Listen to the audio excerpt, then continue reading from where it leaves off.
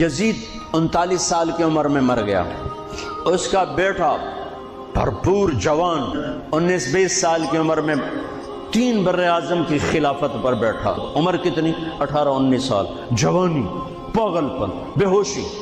40 دن حکومت کی، 40 دن۔ 41ویں دن اپنے سارے خاندان بنو امیہ کو اکٹھا کیا اور آ کر ممبر پہ یوں بیٹھا، کہنے لگا آج ایک بات کرنی ہے تم سے۔ انہوں نے پتہ نہیں کیا اعلان کر رہا ہے، کہ دیکھو میرا باپ ظالم تھا، جبار تھا، ظالم تھا، اس نے تخت کی خاطر اہل البیت کا خون بہایا، اور وہ تخت جس کے نیچے اہل البیت کا خون ہو اور جس تخت کے نیچے حسین کا خون ہو، میں اس تخت پہ لعنت بھیجتا ہوں۔